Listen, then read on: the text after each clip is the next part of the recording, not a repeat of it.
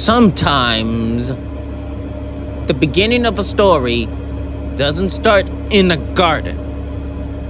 It starts on the bus. I'm heading to Southside right now, going to Broad Rock Library, trying to looking for a book that's older than time. A book about angels, demons, and everything between them. Just like God is watching me up in the clouds up there, He will be my guidance. He shall be my guide, and He will always be with me and protect me.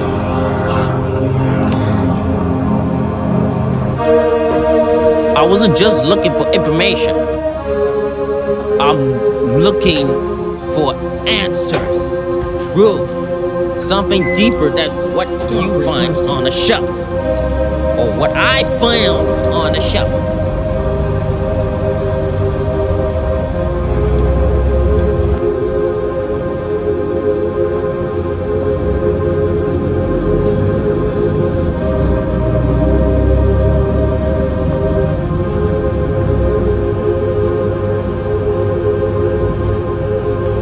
I'm almost there to the other side of the main street in Richmond. Now I gotta go catch another bus heading to Southside to go to the library. This book isn't not just about pages. It's about an ink. It's a map, a warning, and a promise. Oh wow, look at that beautiful train yard. Lots of freight trains and freight cars around here.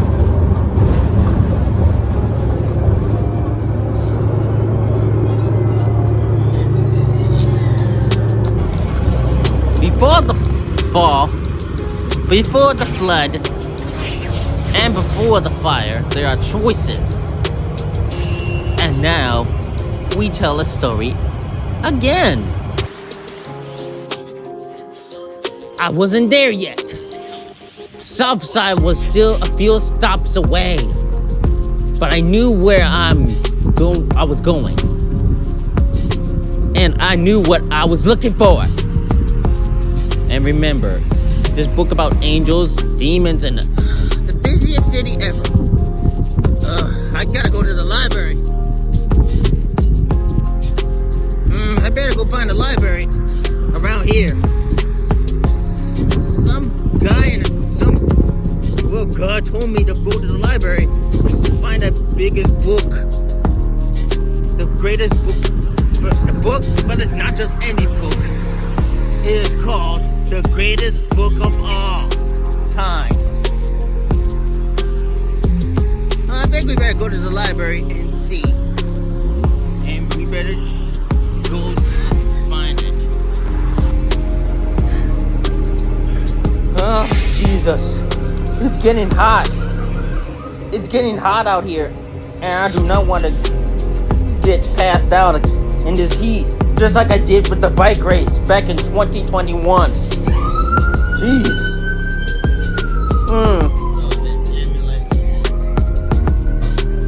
It's not just about fantasy. It's foundation.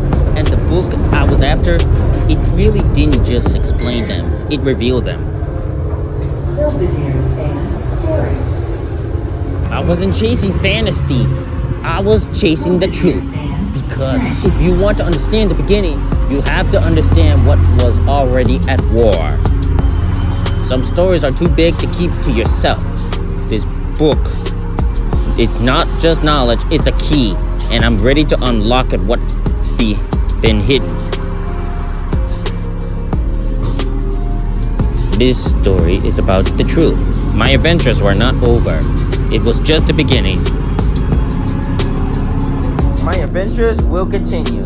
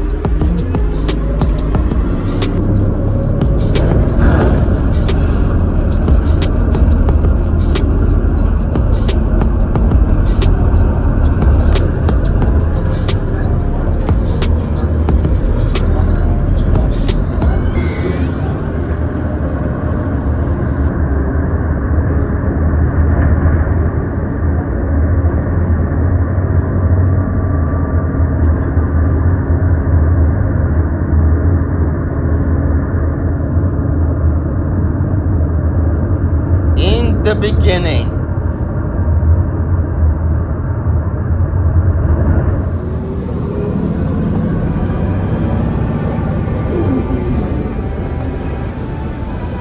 Ah, what a beautiful day. Summer has come. Summer is already here. At least for me, I don't got a job. Not even yet, but I'm still finding one.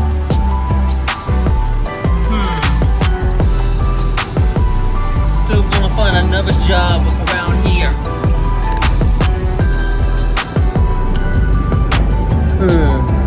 There's gotta be lots of jobs around Southside.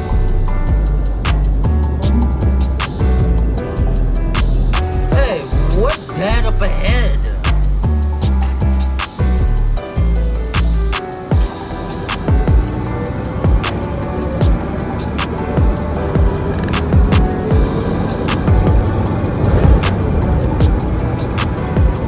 Oh, it's just Hopkins Road.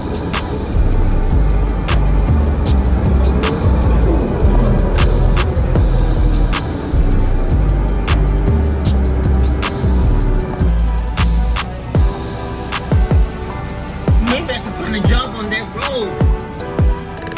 I have to go all across the road to find a new job. Find another church.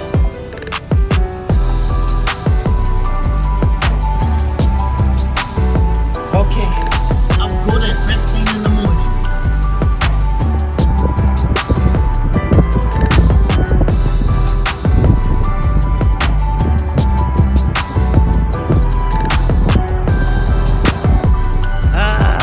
Beautiful morning. Now we must find another church around this area. What a beautiful day it is. The more places I look, the more places that I discover. All right, here I come.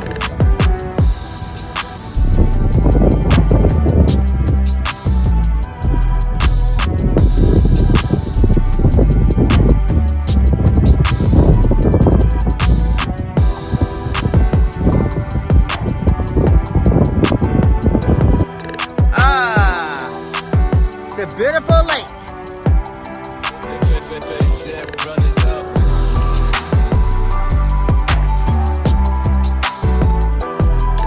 The lake of Hopkins Road. It's beautiful. I love how God created that lake and that trees.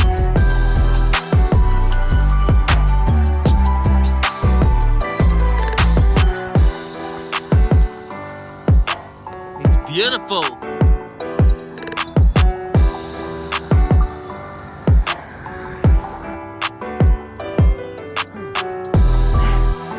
Those two signs says leaving Richmond and entering Chester, and the other sign says enter the city of Richmond and leaving Chester. Okay, time to go down the hill. Whoa. The dam.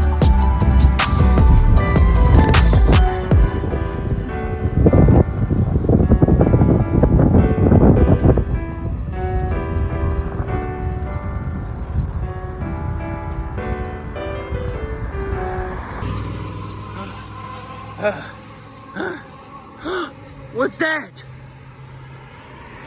What's that up ahead? It looks like a school.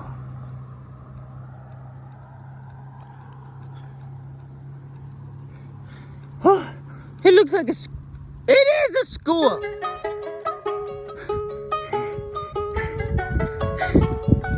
And there's a path.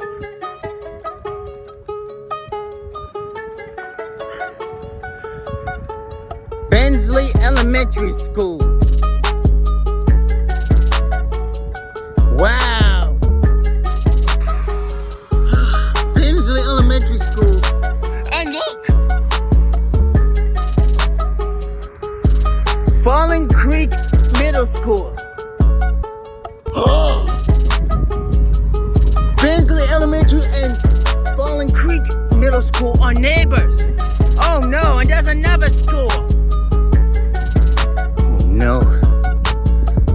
So it says, Fallen Creek Elementary School.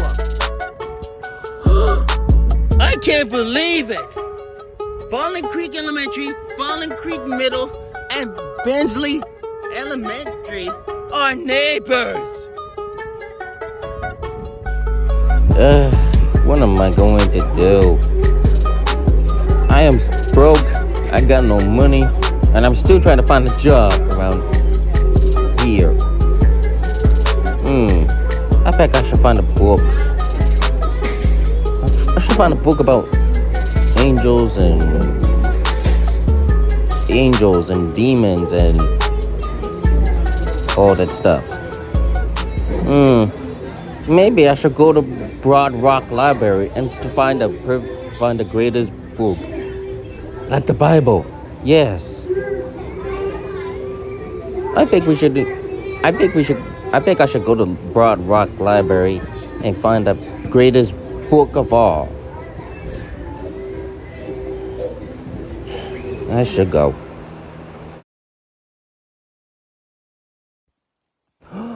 This must be the perfect book I have ever seen. Wow. This is the biggest book I've ever seen before, and has words in it. These are the Holy Scriptures. And now,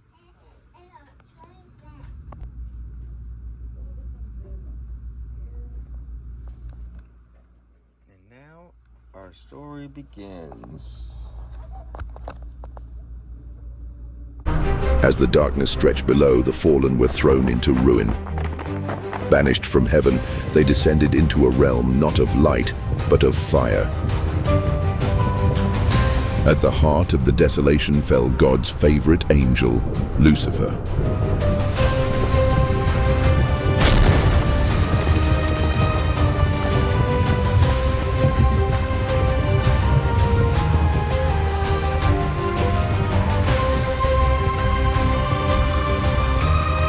As hell took shape around Lucifer, his thoughts turned up to the sky. He longed for the kingdom that had cast him down, for the light that had once embraced him. Above the stairway and beyond the gates runs the river of life.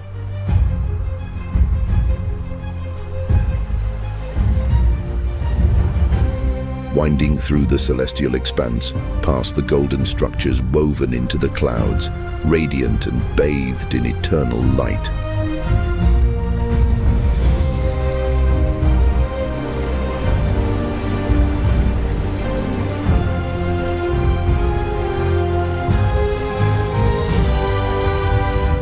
This is heaven, God's first kingdom, the seat of his rule and home of the angels, where perfect harmony and light never fades.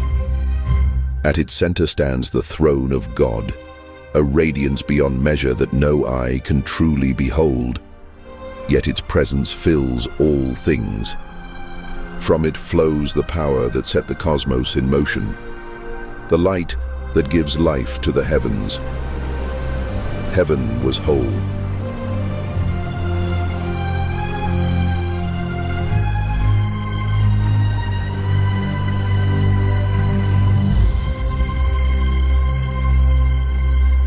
The angels stood before the throne of God. They were created for worship, for service, and for glory beyond comprehension. There were many of God's dedicated servants, each with their own splendor and purpose in the divine order. The archangel Michael, the warrior with strength unmatched, his golden armor and sword shining with the might of heaven's armies. Gabriel the messenger radiates wisdom and understanding. Raphael the healer shone with a gentle brilliance, mending wounds and restoring the weary. Uriel the light of knowledge. And there were countless others, each radiating their own divine brilliance.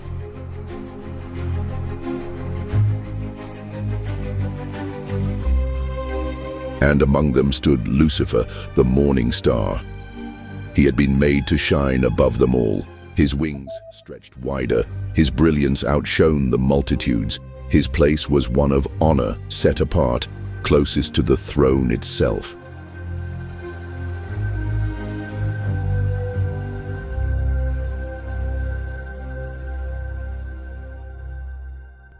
And yet, as the radiance of the throne washed over him, something stirred. For the first time, he did not only see the light, he saw himself within it. Perfect, magnificent, without equal. As he gathered with the other angels who bowed, Lucifer bowed as well, but he hesitated. A thought had taken root, a question unspoken. Had he been created to serve? Or had he been meant for something more?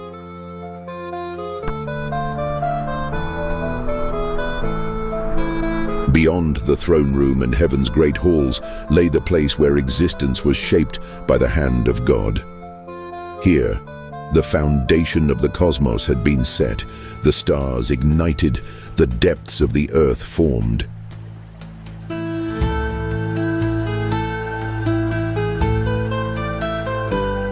It was a space beyond time, where the unseen became tangible, where the breath of the Almighty stirred life into being. Upon the sacred platform, a tree arose. Its branches stretched skyward, its fruit glowing with the breath of the divine. Its design was recorded, its purpose fulfilled. And as the light withdrew, the tree faded, sealed within the eternal order. The work was complete. Beyond the edge, Lucifer watched. He had seen creation before, but never had he witnessed such ease, such effortless power. A thought took form. Could he not do the same and shape the very fabric of existence? For the first time, he desired. As Lucifer stood alone before the light of creation, he stretched his will forward. Using all his breath and attention, a single spark flickered into existence. He tried over and over as the flame twisted and dimmed as if resisting him. And in an instant, it vanished. The flame rejected his commands, and at this moment the light of creation spurned to life as Lucifer turned. Michael had seen. The warrior of heaven stood at a distance, his gaze fixed upon his brother. His wings, vast and unwavering, carried the authority of heaven itself. For the first time, an unfamiliar weight settled over Lucifer.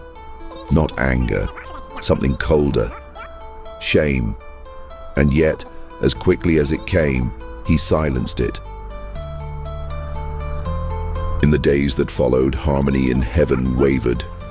Lucifer moved among the angels, his voice calm, his presence inviting. He did not challenge, he only questioned. Some listened, and some nodded. Some agreed, for they too had wondered about their purpose and the extent of their glory. Michael watched. He stood apart, silent amid the murmurs. His wings remained still, his eyes steady. He had not yet spoken, had not yet stood against his brother. But he had heard, and heaven itself felt the shift.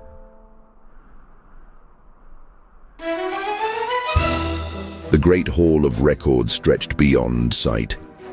The glowing shelves held the records of all of God's creations.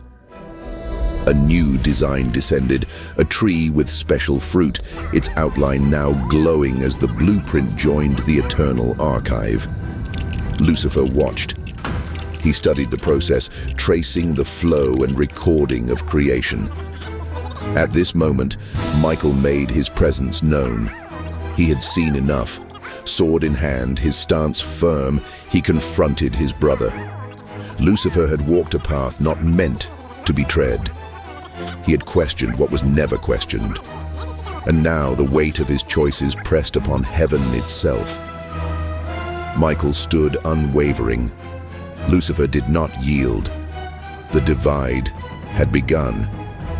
The war did not begin with battle. It began with a choice.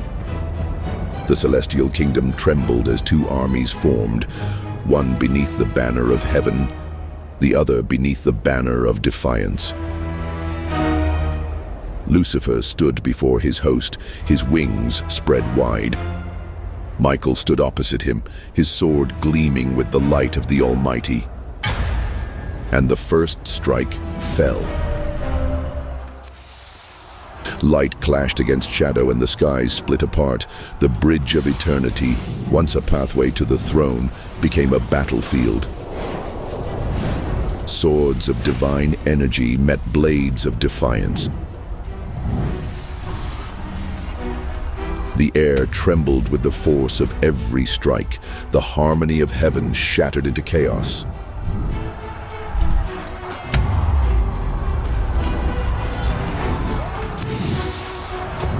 Each blow sent ripples of power through the heavens. Every strike was a battle of will, of purpose, of destiny. Michael fought with truth, his power unwavering, his purpose unshaken. And in the end, heaven's strength was not his alone. A final stroke of light pierced the darkness. Lucifer fell.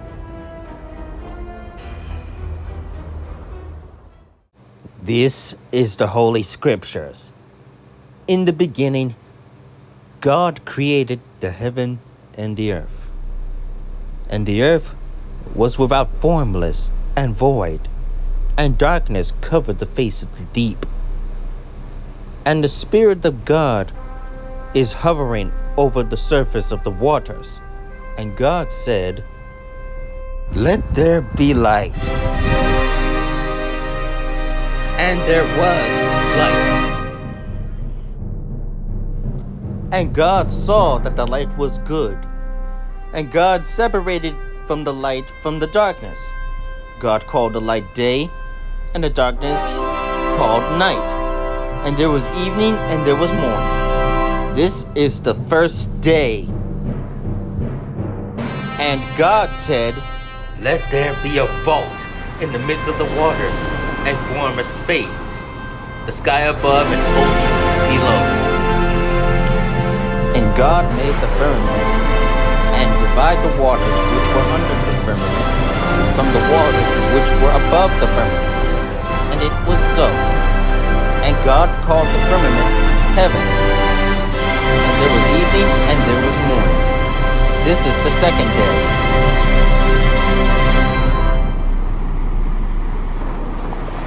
And God said, "Come now, let the waters be gathered together into one place, and let the dry land to be appear."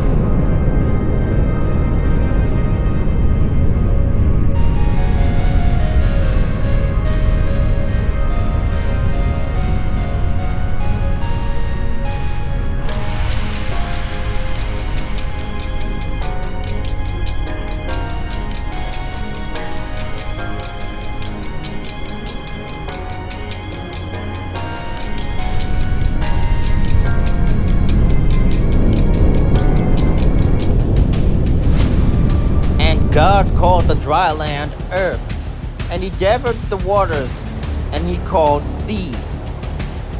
And God saw that it was good.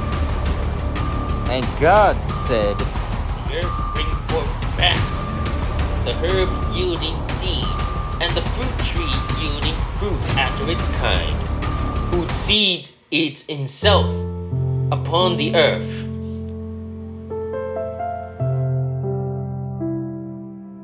and it was so. God brought vegetations on the land, and growing trees, which is yielding fruit,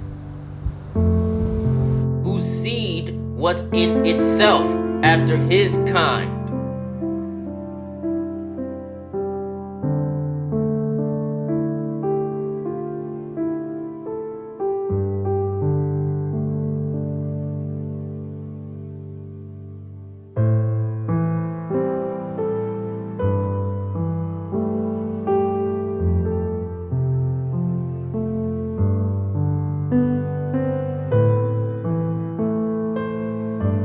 and God saw that it was good. And there was evening and there was morning, the third day. And God said, I will make lights in the firmament of the heaven to divide the day from the night, and let them be marks for signs, and for seasons, and for days, and for years. And I shall make time. and it was so. So God made two great lights, the greater light to rule the day,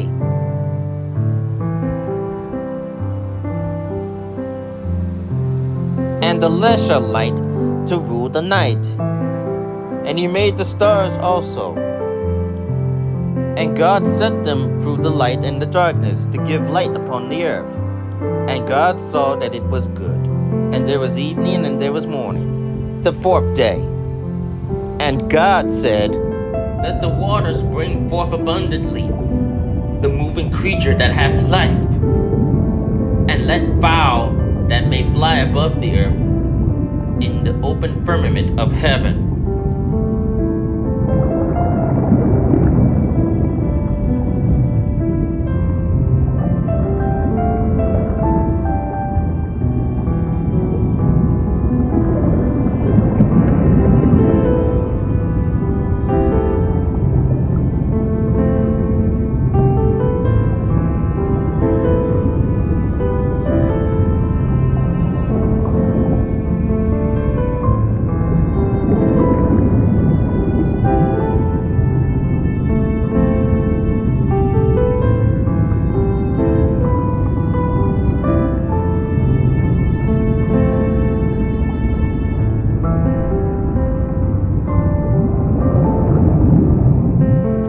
God created great whales, and every living creature that moved, which the waters brought forth abundantly after their kind, and every winged fowl after its kind.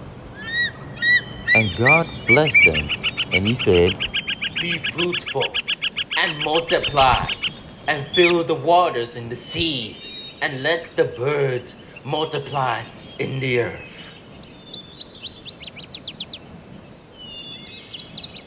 And God saw that it was good. And there was evening and there was morning, the fifth day. And God said, Let the earth bring forth the living creature after its kind, cattle and creeping thing, and beast of the earth after its kind.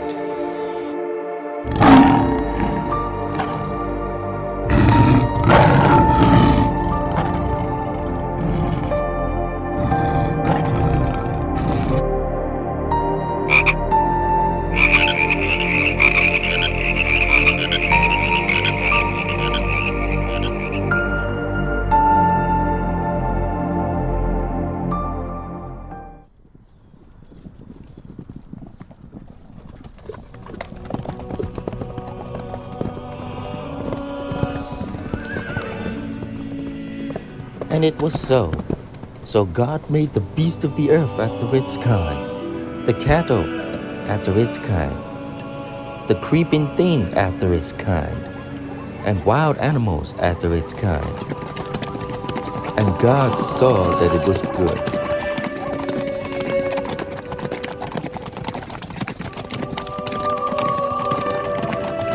And God said, Let us make man in our own image, after our likeness, and have them over dominion over all creation. And the Lord God formed man from the dust of the ground, and breathed into his nostrils the breath of life, and the man became a living soul. So God created man in his own image, and the image of God he created them. Male and female he created them.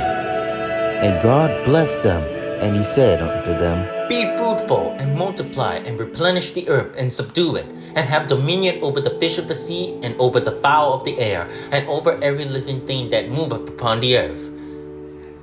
Behold, I have given you every herb bearing seed, which is upon the face of the earth, and every tree in the which it is the fruit of the tree yielding seed. To you it shall be for meat.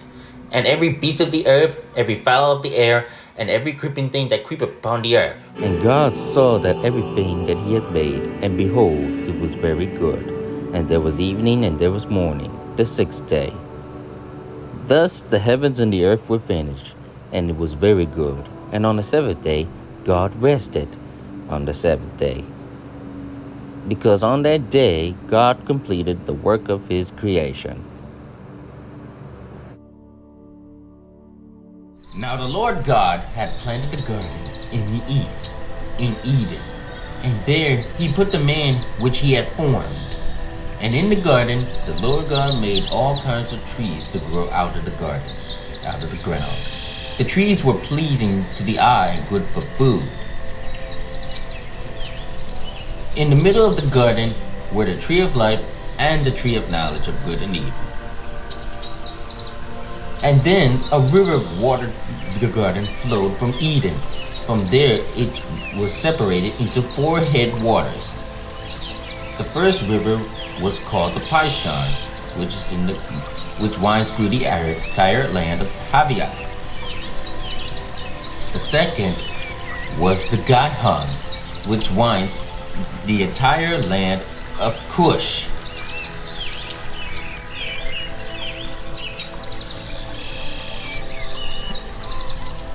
The third river was the Tigris, that winds run along through the east of Assyria.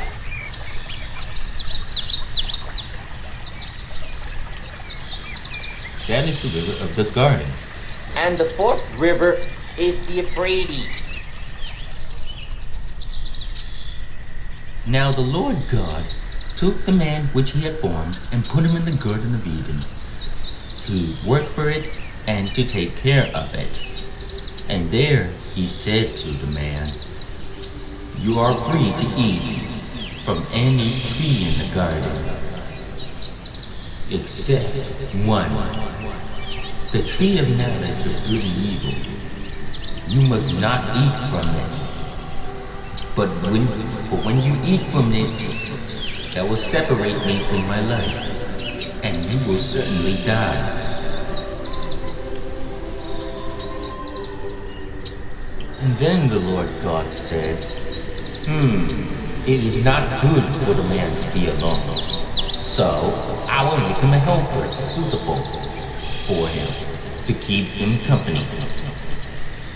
Now the Lord God had formed out of the ground all the wild animals and all the birds in the sky, and he brought him to the man, one by one, so he could see what he would name them.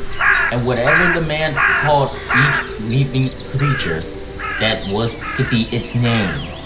So he gave names to all the livestock, birds of the sky, and all the wild animals.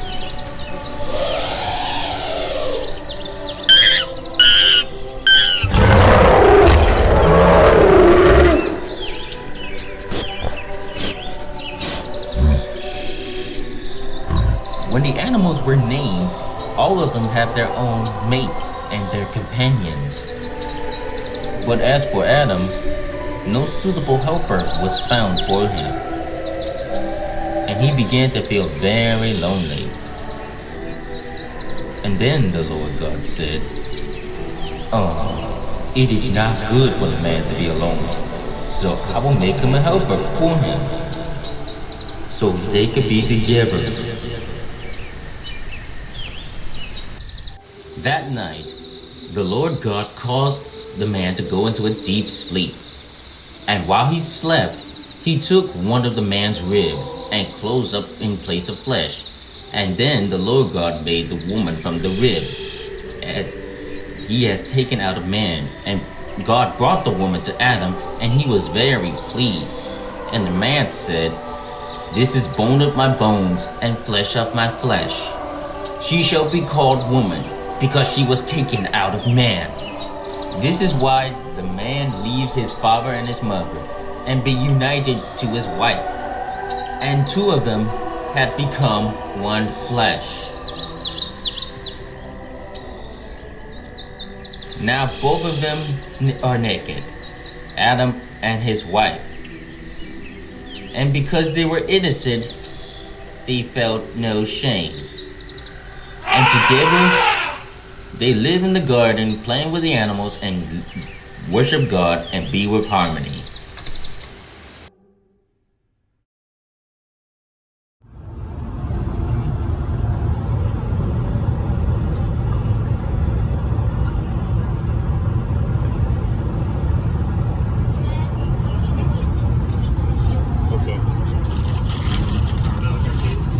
Oh, for Christ's sake, there's a traffic jam up ahead.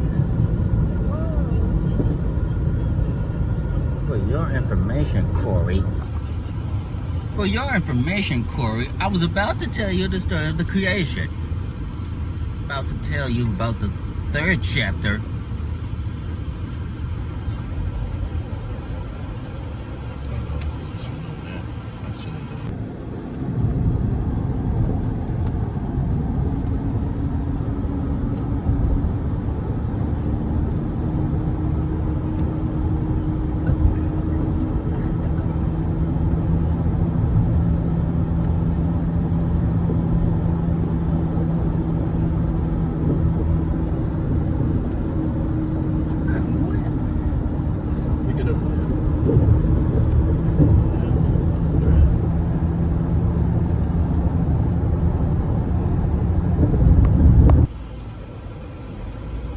Corey, I'm about to tell you this tale of the fall of man on the creation. Now the serpent was more cunning than any of the wild creatures the Lord God had made. With eyes that gleamed and a tongue that twisted truth, he slithered into the garden, not with force, but with questions. Satan hated God, and he making a plan to get Adam and Eve to turn away from God. And then he slithered up to Eve, and he said unto her, "Did God really said that you should not eat from any tree in the garden?" The woman said to the serpent, "We may eat fruit from the trees in the garden, but God did say, 'You must not eat fruit from the tree that is in the middle of the garden, and you must not touch it, or you'll die.'" But the serpent flattered with a hiss, saying, "No, that you have done In fact, God knows that the day you eat from the fruit your eyes will be opened, and you and Adam will become like God, to know what is good and what is evil." So the woman saw that the fruit from the tree was good for food, and desired to make wisdom, and pleasing to the eyes. So she took the fruit and ate it. And she also gave some to her husband, and he too ate of the fruit. Now their eyes were both opened, and they both realized that they were naked. And they knew that they turned their back on God, and sin started to introduce into the world, and so does death. Then the man and his wife heard the sound of the Lord God as he walking in the garden in the cool of the day, and they hid from the Lord God amongst the trees of the garden. And the Lord God called to the man, Where are you? and the man said, I heard you in the garden, and I was afraid because I was naked. So I hid. and the Lord God said, Who told you you were naked? Have you eaten from the tree that I commanded you not to? the man said, The woman you put me here with, she gave me some fruit from the tree, and I ate it. Then the Lord God said to the woman, What is this you have done? The serpent deceived me, and I ate. Adam and Eve knew that the serpent was possessed by Satan and used as the instrument, tempting them into turning away from God and lead to sin. The Lord God said to the serpent, Because you have done this. Cursed are you above all livestock and all wild animals, and you will eat dust. on your belly you will sliver and crawl. And I will put enmity between you and the woman, between her seed and your seed. You will bruise his heel, but I will crush your head. Then to the woman, God said, And as for you, woman, I will greatly multiply your pain and childbearing. In pain you will give birth to children in labor, and your desire shall be for your husband, and he shall rule over you. And as for you, Adam, because you have listened to your wife's voice and disobeyed me, and ate the fruit of the tree which I have told you not to eat from it, the ground will be cursed because of you. Through painful toil, you will eat food from it all the days of your life. It will produce thorns and thistles for you, and other pesky things. And you shall eat the herb of the field. By the sweat of your brow you shall eat food until you return to the ground, since out of it you were taken. You are dust, and to dust you shall return. Then Adam changed his wife's name to Eve, because she will be the mother of all the living and the mother nature. God drove Adam and Eve out of the garden. And you know what, Corey? You saw what happened in the garden.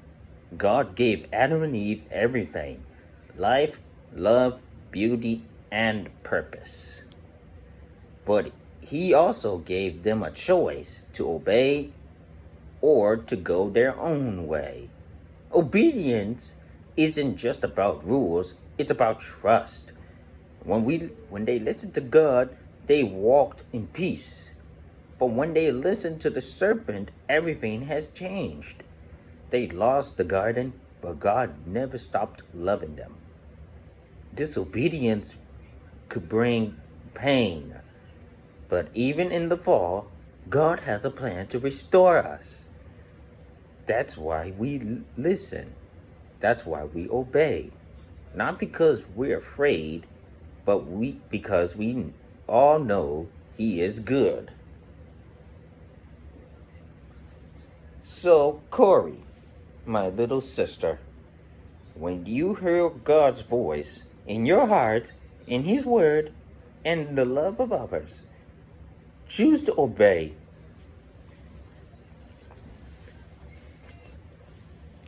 Because obedience leads to life. The story does not end with the fall. It begins with a promise. And next time we will see what happens when the promise starts to begin to unfold. Just like Adam and Eve. Oh, look at the time.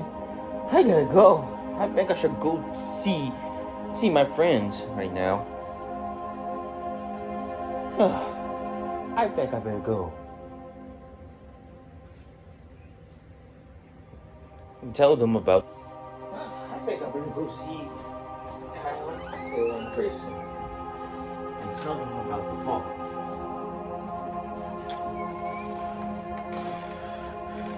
Now the Lord God had made garments of animal skins for Adam and Eve, and clothed them. And then he said to himself, The man has become like us, knowing good and evil. He may not reach out his hand and eat from the tree of life and live forever. live forever. And therefore God drove the man and his wife out of the garden to work with the ground which he was been taken. He banished them, and then he placed at the entrance some cherubims and a flaming sword that turned this way and that in every direction to keep the way and guard the tree of life.